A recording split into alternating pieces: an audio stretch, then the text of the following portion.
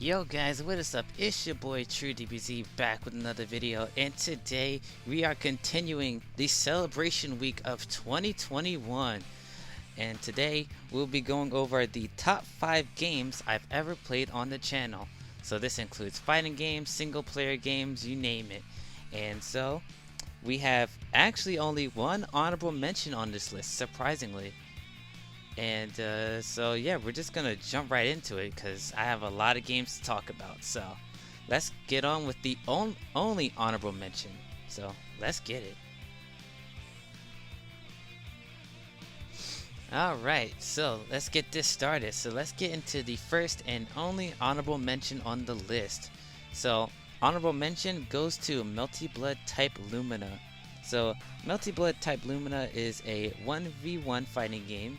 Is based off the Tsukehime light novels, is developed by Type Moon, and has a roster of 13 characters at base, with 4 more DLC packs coming in the future. So hopefully the DLC will introduce some new and interesting characters.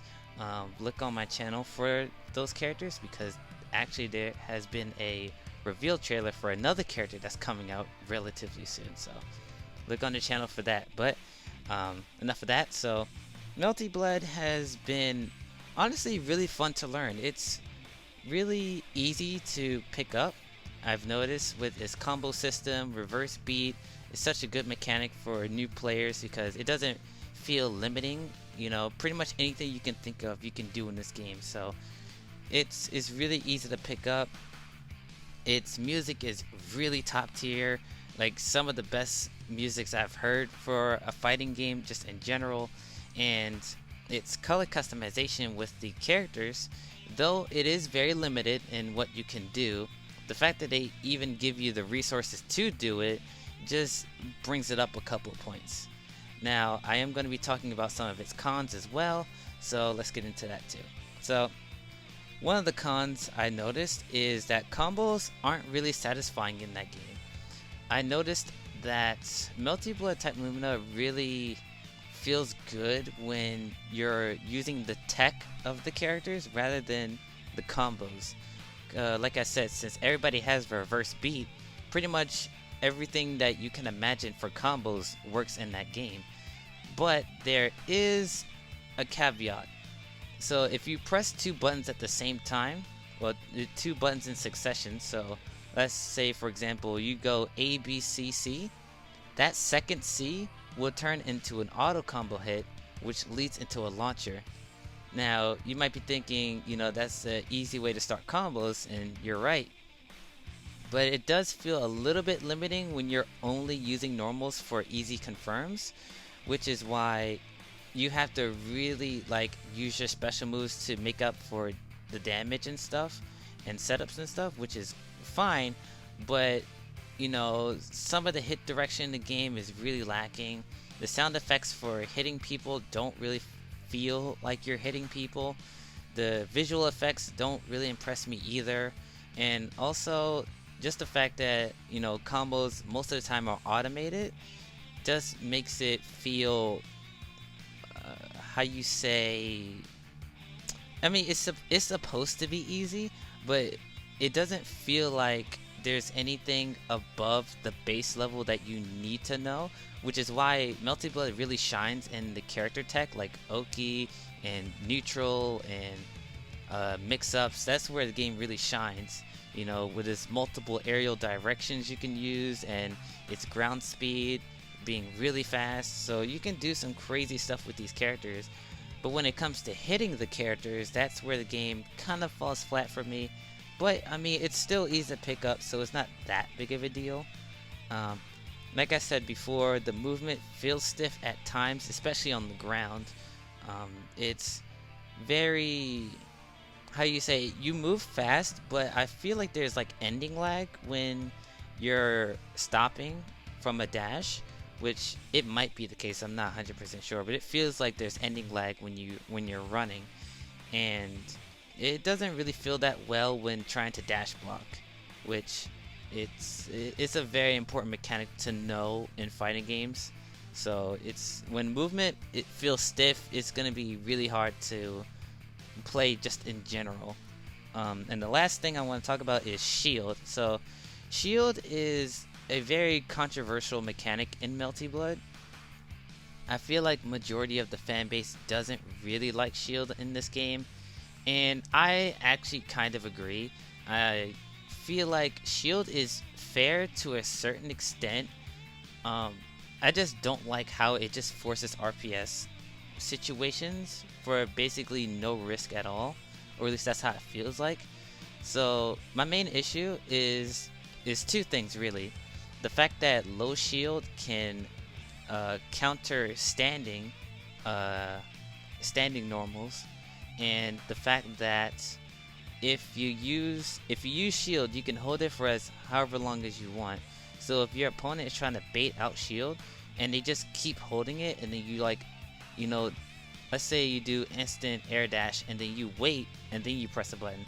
Well, if your opponent's just holding shield the entire time, then it doesn't matter what timing you do, you'll always get hit by the shield, which is where, you know, grabs come in, and, you know, trying to, if they do low grab, you go overhead. If they do up shield, then you go low. So it's like it's RPS to its finest, which I'm not the biggest fan of. But, you know, it doesn't ruin the game, but it's definitely one of the low points of Melty Blood.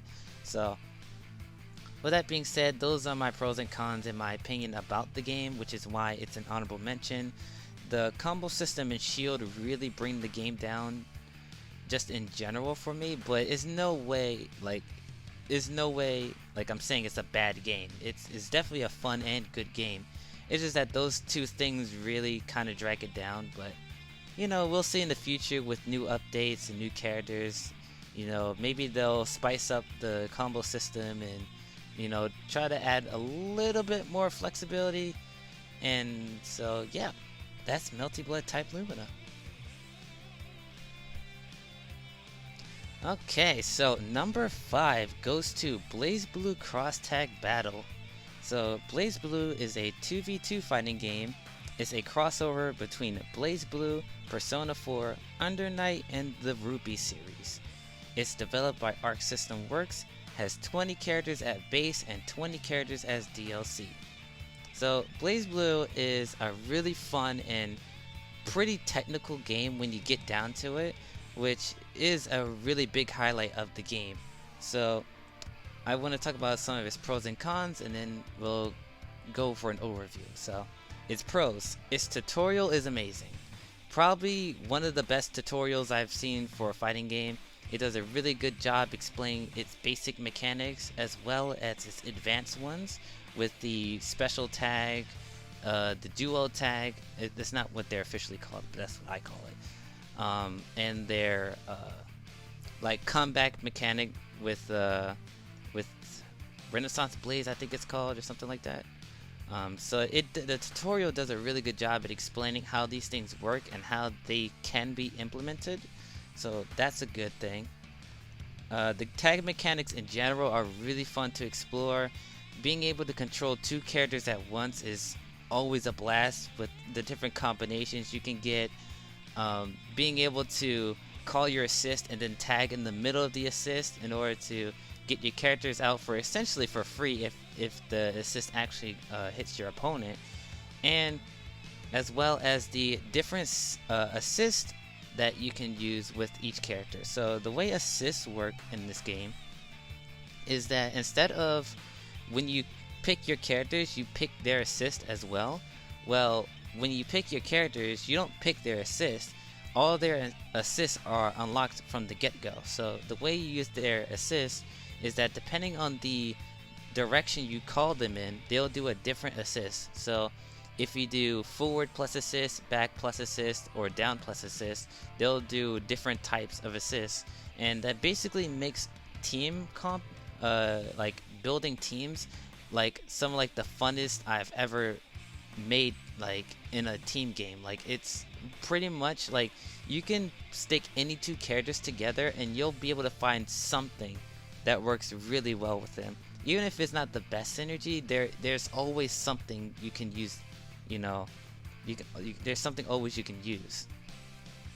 So with that being said, let's go into a little bit of the cons, but they're more so nitpicks than cons. So the first one I want to talk about is that the tag mechanics are kind of difficult to optimize fully, and that's talking about like a beginner player. Um, Probably as I learned more about the game, especially with rollback coming to the game soon, maybe there'll be more tech videos to explain how it works. Like I said, the tutorial does really well at doing this, but there are some things that the tutorial doesn't tell you that's a little bit more advanced and that you'll need to know in order to become like really good at the game. So being able to use the tag mechanics fully is a little bit too hard, but it's not impossible. It just takes time. So, and the number two thing I want to talk about is when your character dies, your character actually launches at the opponent. So even if you don't want them to, they'll always attack the opponent when your point character dies. So their backup will automatically attack your opponent, which is not a good thing. I feel like they did that just to make characters like a little bit weaker or something like that. It's weird. Like I've never seen that in a team game where they force your character into a situation where they'll lose 90% of the time. Like being able to track where your opponent is going off a tag is pretty easy if you're looking for it. Like if you, well, yeah, you're looking for it because the point character dies. So if you know you killed the first character, you know the second character is coming in for an attack that you can't, the opponent that died can't stop. Like you can delay it, but it's like they'll just, like your opponent just had to stay on the defense, and then when you come on screen, it's just boop, instant, you either block or you get hit. Like it's not a great mechanic. I'll just say that. I don't think it ruins the game, but it's definitely something that I noticed did get me killed when learning the game and stuff like that. So those are really my only big beefs with the game. So it's like everything else about the game is really good. Like it's fun to play, the tutorial is awesome, the mechanics are fun and relatively easy to grasp. It's just an overall good package, especially since most of the time the game's on sale. So it's like, I think it's on sale right now, so even at a discounted price, I would say get this game, especially with rollback coming. So this game definitely earns my top 5 spot. Okay, going into number 4. So number 4 goes to Sonic Colors Ultimate. So Sonic Colors is a 3D/2D platformer.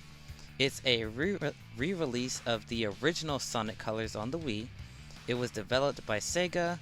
Sonic is the only playable character, and it has a multitude of modes such as Story Mode, Arcade Mode, Metal Sonic Races, and Collectibles.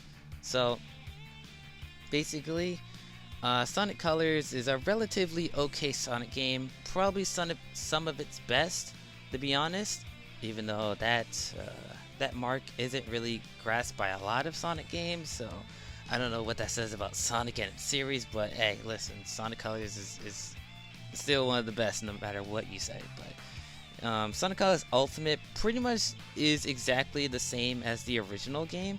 They just added a couple of extra stuff to spice it up a little bit. So we can go over the pros and cons. So the first pro I want to talk about is movement feels really fluid in the game.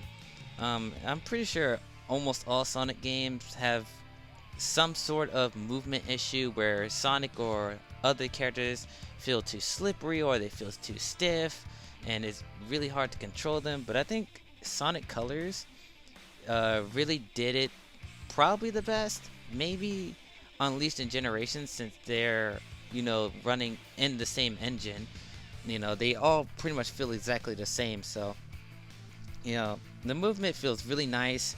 Boosting feels really good to use. Sidestepping, even though the controls are a little bit whack, sidestepping feels good. The only thing that The only thing about movement that doesn't feel good is drifting, which Sonic games have had a really tough time trying to grasp. There's only been a couple Sonic games where drifting has actually been good, um, but Sonic Colors isn't one of them. So drifting in the game is really, really horrendous. But other than drifting, I feel like jumping, moving around, boosting, all feels really good. So movement in the game is really good. Another pro is Super Sonic is actually playable. So in most Sonic games, Super Sonic is only a final battle, unlockable. So you're only able to play a Super Sonic during the final boss of the game. But Sonic Colors actually changes that, and you're able to fully use Super Sonic when you complete the arcade missions. And I think that's probably the coolest thing about the game, considering the fact that the last time technically, you were able to play Super Sonic was what, Sonic 3 and Knuckles, before Sonic Colors, the original game, came out. So it was a while before we were able to play a fully fledged Super Sonic. So that definitely had to make it as a pro. And another pro it has is a lot of extra content. So the story mode isn't exactly that long. In fact, I completed its entire story in about 4 to 5 hours on stream, and I posted them onto the channel. So it didn't take me that long to beat the story mode, but what the game really excels in is its extra content. So like I said, there are Metal Sonic races, which is basically time trials, where you race a Metal Sonic in select stages, but it's basically just a time trial. You basically just get to the end as fast as possible. There are collectibles such as red rings, and once you do that, that's how you unlock the special stages for the arcade mode. And then once you beat arcade mode, you unlock Super Sonic. So the Sonic Colors has a really good extra content system. Pretty much everything you earn builds into something else, which builds into more stuff into Super Sonic. So a lot of extra content, which is definitely a good thing for a game that's relatively short if you just play it straight through. So we're going to go into some cons. So Sonic Colors has a really bad reputation. Well, Sonic Colors Ultimate has a bad reputation for its launch. So when the game first launched, the game was pretty much in a really bad state. It wasn't completely unplayable, but it was pretty rough with glitches all over the place. There were like big seizure moments. I'm pretty sure no one actually got seizures from it, but the game would glitch out constantly with its colors, and the way it looked, sometimes the game wouldn't even load and it would just look horrible. So they have released patches to fix some of them, but to my knowledge all of them aren't fixed, and the game is still kind of in a rough spot, but it's definitely a lot better than what it was. So that's definitely a con for it. It's still playable, but it's still there. The second con I want to talk about is most of the levels are way too short. There's a pretty big complaint about Sonic Colors, the original game, that the levels in the game just felt like one big level was just cut into 6 different levels, which I definitely felt when playing Sonic Colors Ultimate, because essentially it's the same game. Majority of the stages only last for like a minute or two, and then stage 1 in each world would be going on for like 2 to 3 minutes, so it feels heavily unbalanced. I feel like if they kind of glued some of the levels together and then maybe add more collectibles or something like that to enhance the replay value or something, but what we got is just a bunch of short levels that don't really last an impact on you. You kind of just blaze through it, especially if you're not collecting the red rings or using any of the wisp power-ups. Like if you're just playing it like a regular Sonic game, like most levels don't take that long. It's like I said, it's only like a minute or 2 at most, maybe 3 minutes at most. But yeah, just levels are way too short. And then the last one is kind of a nitpick, and it really just depends on how you view Sonic or just modern Sonic games in general. Sonic Colors feels way too traditional for my liking. So the reason why I'm saying this is that Sonic Unleashed was the game that came out literally right before it, and it managed to balance it out, apart from the Werehog, because the Werehog is a completely separate thing. But when playing as modern Sonic, it found that perfect blend of 2D and 3D, where you're in 2D planes, but if you knew the right route, they would only last a couple seconds, and then you can go right into the 3D sections where the boost mechanic really shines, and you can fully take advantage of Sonic's speed and fully reactionary gameplay. But in Sonic Colors, you barely have any times where you can just boost and just have fun. Most of the time you're just platforming like every other platformer, like Mario or classic Sonic, unironically, which is it feels a little bit weird for modern Sonic. Sonic Colors Sonic Unleashed did come out before Sonic Colors, so it did have an established style, but I feel like they played it a little bit too safe when it came to Sonic Colors. It definitely could have used some more reactionary 3D sections, and then maybe some actual like 3D bosses. There are some where you fight the spaceship in Stardust Speedway, which is probably the best boss in the game, other than the final boss. But that's only because they're 3D bosses. The 2D bosses don't really feel that great to play, especially the water one. It's just, I'm not a fan of the 2D sections in Colors, but that's more of a nitpick, like I said. So it won't ruin the experience for you. If you like Sonic Colors, then all be to you. But that's just my opinion on the game. But Sonic Colors is definitely a good game. Does have some flaws and some glitches and stuff, but if you're just playing it, as a Sonic game, I think you'll have a lot of fun. So that's why it earns its number 4 spot.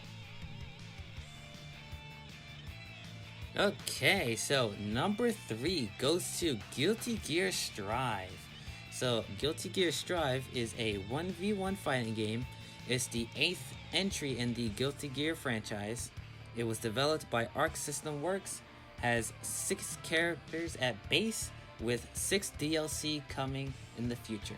So Guilty Gear Strive has been interesting to learn.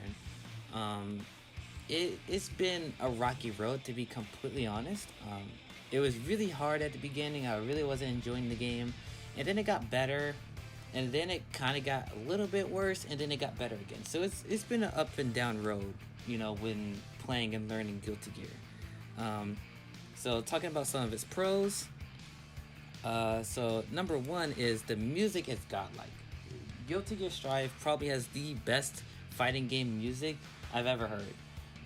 Maybe some Marvel heads might might interject, but I really do think Guilty Gear Strive has the best OST probably like ever for a fighting game. Like every single song is a banger. There aren't any songs where I'm like, yeah, this song just straight up sucks. Like, no, like every single one is godly. They all fit the tone of the characters. They're super fun to listen to, and it just gets you pumped up and ready to fight, most of them. Another pro is Roman cancels. So Roman cancels basically all work the same way, but the different colors pretty much tell you like the different situations that can be used. So just at a basic level, Roman cancels allows you to cancel out of any normal, special, or super, like no matter what. If you have the meter, you can cancel out of it with a Roman cancel. So with that being said, Guilty Gear's Roman cancel system really gives you a lot of room to explore different situations. So I'm gonna get into the Gatlings a little bit later, but certain Gatlings don't work unless you use Roman cancels, because some don't link together unless you cancel the first hit into the second hit.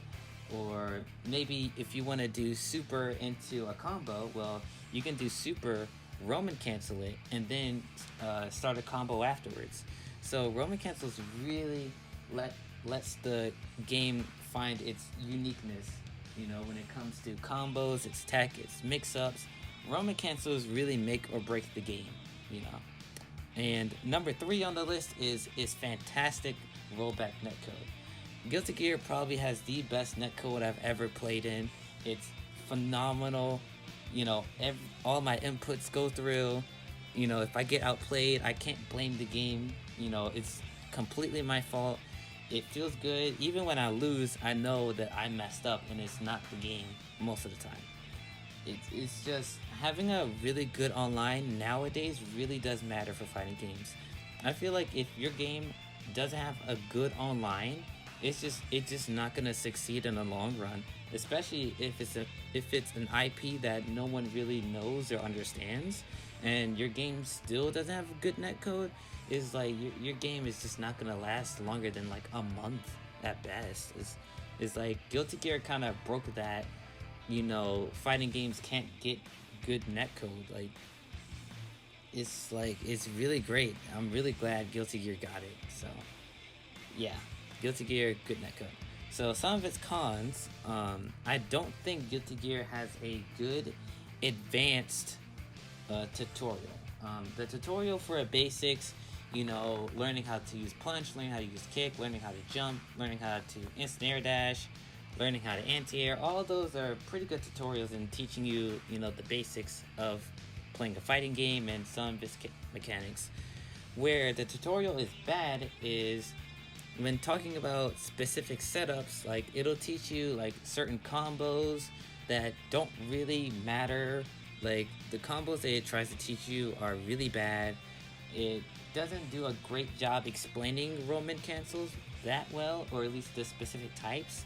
Like I said, the basics of a Roman cancel is canceling a normal, special, or super, but the game doesn't really tell you like that. They tell you by red Roman cancel this, or pink Roman cancel this. And so it doesn't really tell you the timing or what to look out for. You just kind of have to guess and just figure it out, where the tutorial is supposed to teach and show you how to do it, not, oh, just figure it out. You know, it does have a, you know, video in every tutorial to show you how to do it, but it's still, I feel like some of it's more advanced, advanced techniques, just needs a little bit more than just, oh, just copy and paste what the CPU does. It's, you know, you'll learn the game more if you just play people. But for a tutorial, that's not great at explaining it, and it's just not great. Also, there's just way too many tutorial levels. There's over 100 tutorial levels. Like, that's insane. Well, maybe not 100, but that's what it feels like. Like, I spent like 2 days just doing tutorials. Like, even by day 2, I still wasn't done yet. It's like they added just way too much. They really need to streamline it. So I don't think Guilty Gear has a good tutorial, like, at all. Another thing I want to talk about is the instant air dashes. So instant air dashes in the game don't feel good to use. Now, in my videos, I use it a lot because being able to move in the air grants you a lot of mobility. And since I play Mei, one of the characters have really good buttons with her anchor, you know, doing IAD heavy slash is really good. But just using the instant air dash without canceling it is really awkward, because there is some sort of, there's like starting frames when dashing in the air. Like, if you jump, it feels like a regular jump, but if you dash, there's a little animation that plays, and your character kind of slows down and then dashes. So it doesn't really feel fluid, which is weird, because if you do instant air dash back, it feels like a regular instant air dash. You jump and then you dash back. There's no delay. But for forward instant air dashes, they decided to change it. I don't get why. Instant air dashes are really important when it comes to games that have it. So I don't know why they felt the need to pseudo nerf it. Maybe, you know, Guilty Gear players will be able to explain it to me in the comments, but it's instant air dashes, or the forward instant air dashes, don't really feel that great. And the last thing I want to talk about is the Gatling system. So Gatlings is basically your combo system. So every character has a punch, a kick, a slash, a heavy slash, and a dust button. And certain buttons can't go into other buttons. So just like regular fighting games, or most of them, you have a light, medium, and heavy. With Guilty Gear, your punches and kick are kind of like your light button, and then your slash is like your medium button, and then heavy slash and dust is kind of like your heavy buttons, or at least that's how I see it.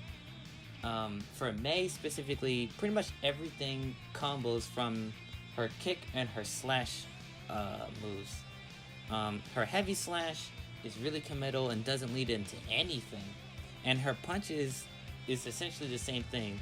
Even though it's considered a light attack, it doesn't really lead into anything. So Gatlings feel really restricted when it comes to that. You know, I feel like especially for certain special moves as well, like certain special normals can't be used with Gatlings for some reason. Like it feels weird, like, and I guess that it's supposed to emphasize using Roman cancels to, you know, expand your combos. But you know, if you don't have Roman cancels or meter just in general, it's like, thank goodness everybody pretty much two touches you in this game, because if they didn't, the game would just be a slog to play, because you know, chaining normals into each other just feels weird and not at all fluid at all. So I'm not the biggest fan of the Gatling system. I feel like it should have been more streamlined, and a lot of special normals and moves should go into normals, but you know, it's not, like I said, these pros and cons aren't deal breakers or deal makers for the game. I think every single game on this list is good. It's just little nitpicks here and there that either raises it or lowers it on the list, and I definitely think Guilty Gear Strive deserves number 3 on this list.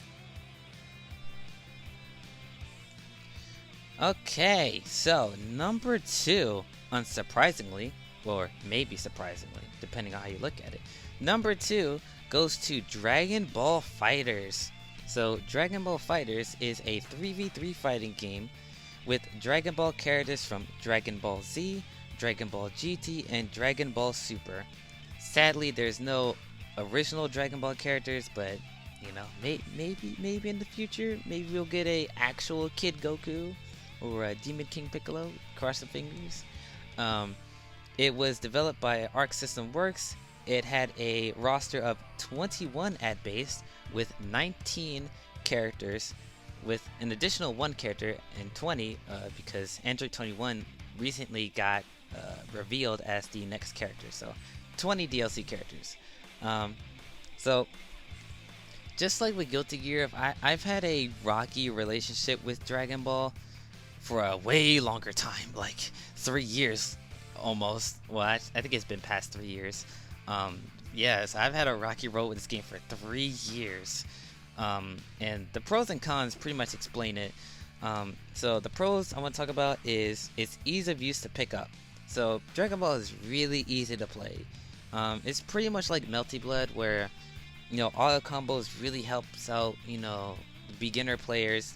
It gives them a little bit of a easy way to get a little bit of damage, but it's not the end all be all. It's just something to get people in the door. Which set Dragon Ball apart, though, is a lot of the character kits are really more simplified than Melty's characters. For the most part, every character has, you know, its normals, its ki blast, and then they usually only have 2 or 3 special moves, and depending on which button you use will change the properties, but they're still the same moves. So essentially every character has about 3 to 4 special moves in total, and so it makes it a lot easier to learn and pick up characters, because their move sets aren't like 3 pages long, which I'm really glad about. So ease of use of Dragon Ball really is one of its highest points. Its visuals I want to talk about, which is actually a first for this list.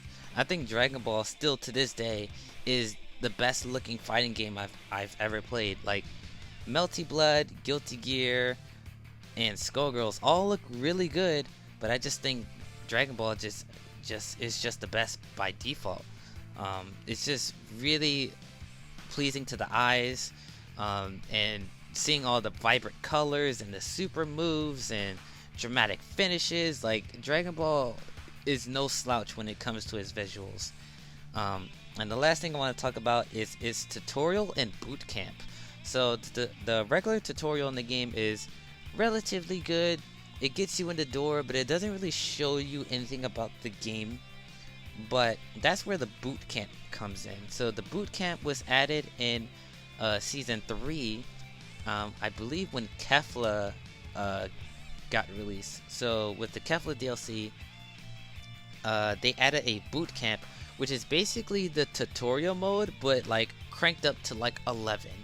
They pretty much explain every single detail about Dragon Ball FighterZ. They explain the assists, they explain tag, they explain reflect, they explain super dash, they explain super jumps, they explain instant air dashes, they explain guard cancels. Like, pretty much if you want to learn anything about the game, the boot camp pretty much has it all.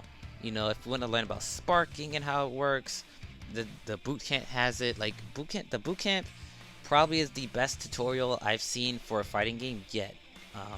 And I've only played a couple, so I take that with a grain of salt. But I really do think the boot camp in Dragon Ball FighterZ is really, really good for new players. That's why when people ask me, you know, how to get good in Dragon Ball, I'm like, listen. The first thing you do is you do the tutorial, and then you do the boot camp. Those are the things you have to do. They'll explain everything in the game. You might not get it at first, because you need the experience to, you know, actually use them in battle, but it'll show you what each mechanic does and what it can be implemented for. So the boot camp is really, really good at Dragon Ball. It's probably one of its strongest, you know, values in terms of a fighting game. Its boot camp is really, really good. So for its cons, there's only 2, which is actually surprising considering the amount of complaining I've done with this game. But it really just comes down to these 2 issues. So the first issue is netcode. So netcode in Dragon Ball has been notorious over the past couple years, probably since season 2. You know, it's delay based. It's not the worst delay based netcode, you know, fighting games I've ever had, but it's pretty bad, especially for a game that relies on so much reactionary stuff. You know, there aren't many things in Dragon Ball where you legit have to guess, like, no matter what. There's very few characters that do that. So when, you know, you're fighting against your opponent and they do something that's really reactionary, it's really easy to bait out, or even if you're right in a situation, but your opponent is just like 1 frame, you know, faster than you, is like you just lose the character, and it's really, really annoying. And net play pretty much ruins a lot of growing as a player, because online kind of just feels unplayable at a certain point. You know, if you're playing with friends or just playing to just have fun, you know, Dragon Ball FighterZ is really good when it comes to that in this online environment. You know, the game still functions. You know, the game doesn't crash at all. It doesn't, you know, feel like, you know, you're running at like 2 frames per second. You know, it's really stable when you have Ethernet. If you're playing on Wi-Fi, you're just begging for trouble. But if you're both on Ethernet, you know, the game will still function. But if you're wanting to get to like tournament level or beyond, net play might not be the best thing for you. You know, it might just be good just to practice combos or something like that. But, you know, actually going full force through net play is definitely an uphill battle, especially if you're not good at adaptation and picking up stuff from other players. It's definitely going to be a struggle. And the other thing I want to talk about is the universal mechanics feel a tad bit too strong. So the main 3 contenders for this is Limit Break, Raw Tag, and um, Dragon Rush. Dragon Rush. So I'm gonna start with the easiest one to deal with, Dragon Rush. Dragon Rush on its own in an offline setting is completely fine. Completely fine. It's very reactionary. You know, if you're looking out for it, especially if it's tick thrown, it's really easy to bait and it's really easy to deal with. When it comes to online, however, it's basically a free mix-up. Unless you're like coked out and you're just that good. You know, Dragon Rush is just really annoying to deal with online. And like I said, it stems from online mostly, but you know, Dragon Rush is just way too, not too strong, because like I said, offline is not that big of a deal, but online is just it's a game killer. The next one I want to talk about is Limit Break. Limit Break is probably the worst mechanic they've ever added to the game, other than maybe C Assist. C Assist definitely has weaknesses, so it's not 100% bad, but Limit Break is just innately, Limit Break pretty much ruins a lot of comebacks in the game, because you know, especially if you're holding level 3 Spark, that every single character will one touch you with Limit Break. It's just no question about it. Especially if you're playing in a really close battle with somebody and they have like less than 50% health on each character. If you're in Limit Break, you will kill them if you hit them, no matter what.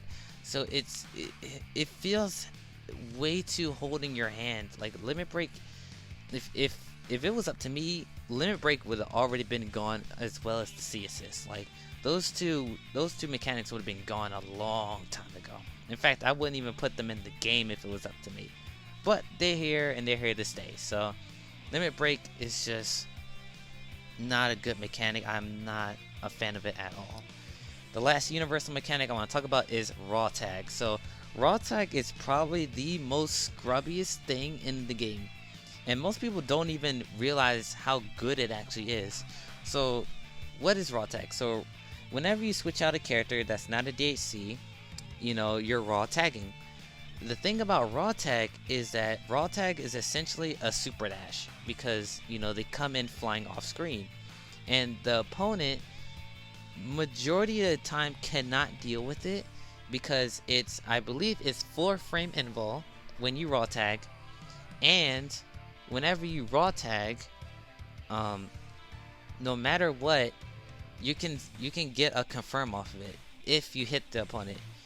If your opponent blocks it, you still get your air options, even if they block it. So, you know, you're never really in advantage when you punish. Well, I shouldn't say punish. If you block a Raw Tag, because the opponent can still apply offense, even if they defensively Raw Tag.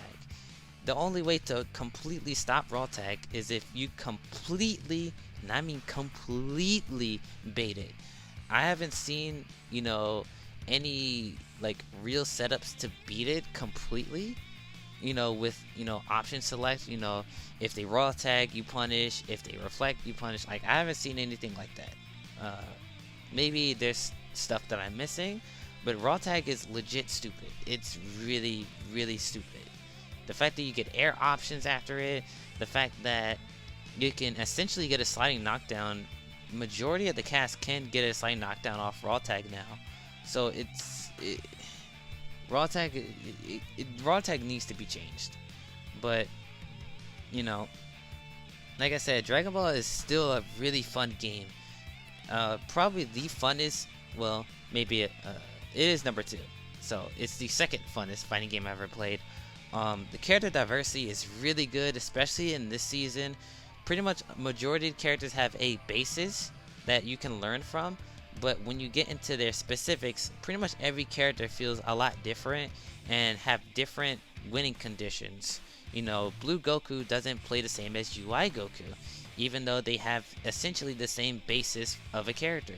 You know, the same basic B&Bs, you know, they both have projectiles, they both have crazy mix-ups, you know, but their win condition, even though they're similar, is completely different in the way that they win. So I think that's a really strong point for Dragon Ball. Its roster is really varied. Some system mechanics are really fun to use, like the brand new special tag where you can tag into special moves. I think Spark is a pretty fun mechanic to use. It is a little bit overtuned, but it's still fun nonetheless. And you only get one, so it's not, permanent like Limit Break is. So yeah, that's Dragon Ball FighterZ, a really fun Dragon Ball game, probably the best Dragon Ball game ever. Unless, the only two in contenders is what, like Xenoverse 2 and Tenkaichi 3, are the only contenders for fighters. But I think hands down Dragon Ball FighterZ is the best Dragon Ball game, and one of the best fighting games like of all time, to be honest, with its expansive roster, character play styles, easy to pick up, forgiving gameplay. Like it's a pretty good package all around. So that's Dragon Ball FighterZ, guys. Number 1. So number 1 goes to Skullgirls. So Skullgirls is a 3v3 fighting game with 2D hand-drawn animated characters and stages, developed by Lapis Zero Games, with 8 characters at base with 9 DLC, and it's growing as well. So the latest character they're adding is Umbrella, with a new character coming on along the way. So there is, let me think, 12 DLC characters, because you got Umbrella and then you have 2 more, it's 11. So 11 characters DLC, but 9 currently. So Skullgirls is pretty fantastic as a game. There's only like one con on this list, and it's really just a nitpick, which I don't know if it's specifically for the PS4 version, but it's pretty horrendous when it happens. So let me talk about the one and only con that I have with it.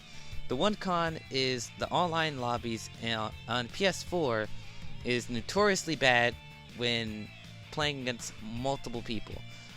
There's been several cases where I was in a lobby with multiple friends, and most of the time the matches would either crash, or we couldn't see the fight, or like the game would literally just stop playing, right in the middle of a match, or it just wouldn't start up at all. Like the online lobbies on PS4 is kind of a rough time when they don't work. When they do work, netcode is fantastic. I don't know if it's rollback, it might be, but it definitely feels, if it's delay, it definitely feels better than Dragon Ball. I think it's rollback, but online is fantastic. It's really fun to play the game. Let me talk about some of the pros. So the tutorial is really good at explaining how Undizzy works, really good at explaining how each character works. Skullgirls has a tutorial for every character. All the other fighting games I've talked about on this list do have that, but Skullgirls really goes into depth about each character's skill set and what each skill does, and how they can be implemented in an actual match. It's not like some useless stuff where it's like, yeah, this is technically what the move does, but that's not how you want to actually use it. Like, no, Skullgirls shows you how the move really works and how to actually use it in the game. So the tutorial is really good. It's not over bloated like Guilty Gear's tutorial. Like completing the tutorial only took about like a day, maybe 2 days, but the second day was character specific tutorials. So there was only like 1 day where I was doing like the universal tutorials. So it's like it was really good. I think it has a really good tutorial for teaching beginner players. The next one I want to talk about is its combat system. So the combat in Skullgirls is really unique. Most games really relies on characters winning neutral, and then when they win neutral, they use pressure, and then they get an opening, and then you get a knockdown, and then you okie doke. Skullgirls doesn't really work out like that. Skullgirls is a game where you play neutral, yes, but when you get a hit, you never stop hitting. Like there's no limits to what you can do in Skullgirls unless it's the undizzy system, which I'll get into later on. But pretty much you can do anything you want in Skullgirls. Like it's a 6-button game, so you have a lot of normals to go through. Each character pretty much has full movesets with like multiple variants, and every single character has like really good unique synergy with each other. So if you want to play a 3v3 team, or you want to play a 2v2 team, or just run solo, each character can run that role. There isn't a single character where it's like you have to run them with this character. Like you can pretty much run any team that you want, especially because of the custom assist mechanic that it has. So unlike with other fighting games where each character has a specific assist that the devs put specifically to, have the character, have in a special way, like maybe like a character will have a neutral assist and then they'll just be good for neutral, or they'll have a block stun assist and they'll just be good for block stun. Skullgirls does that, but it does it to an extreme extent because you can use any move in the game as your assist, so long as it's a on the ground assist. So you can't do any air moves, air assists. They're only moves limited to the ground. So, for example, Sarabella has Saracopter as one of her assists. But if I want to, I can use her anti-air grab as an assist, so I can stop people from jumping and get a free combo. Fukua, one of her assists is her medium kick clones, which enables free combos when it hits you, and then it provides a little bit of block stun on block. But I can also change it to her fireball that travels across the ground, and it pretty much it essentially controls the ground space for me. So if the character jumps, I can air to air them or grab them out the air and then start my pressure or combo. So the custom assist system is really good for team building. It pretty much, like I said, makes any team build in the game work. There are some builds that are stronger than others because it is a team game, but I'm pretty sure there's no combination of characters where it just does not work. Like there hasn't been a team where I saw it and it's like, yeah, this team could never work. Like it's just bad. Every team works. The combat system with its constant pressure and undizzy system, limiting the characters so they're not too OP, but leaving it just wide enough to where characters feel strong where they need to be, and when they're winning, when they have their win condition, is party time. Like no one can really stop you when it's party time unless your opponent is just that good. But most of the time when your character gets the win condition, you win. Like there's no defending it. Like you just win, which feels really good. So Skullgirls, there's only one con on here, and it's really just nitpick. So this game is pretty much like a perfect game to be. It's amazing just all around. The visuals are good. Like I said, it's hand drawn, animated characters, so they all feel fluid. All the character animations are completely original, with different references from different games and TV series and stuff like that.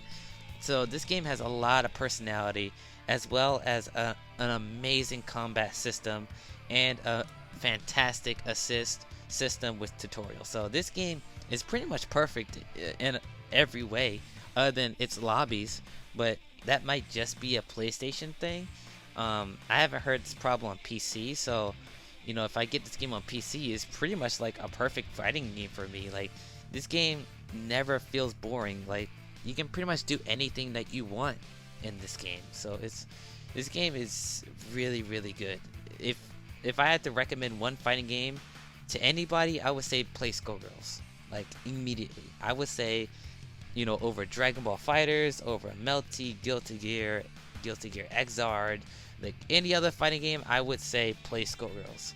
Even though it has a really high ceiling in terms of skill, the tutorial does a really good job at explaining, and the community for Skullgirls is always inviting new players. So that being said, Skullgirls humbly earns its #1 spot as my #1 best game I've played on the channel.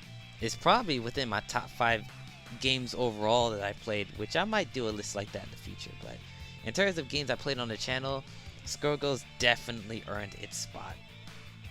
So with that being said, guys, I really hope you guys enjoyed this video. This video was a lot more scripted than my other ones. I actually have the script right here.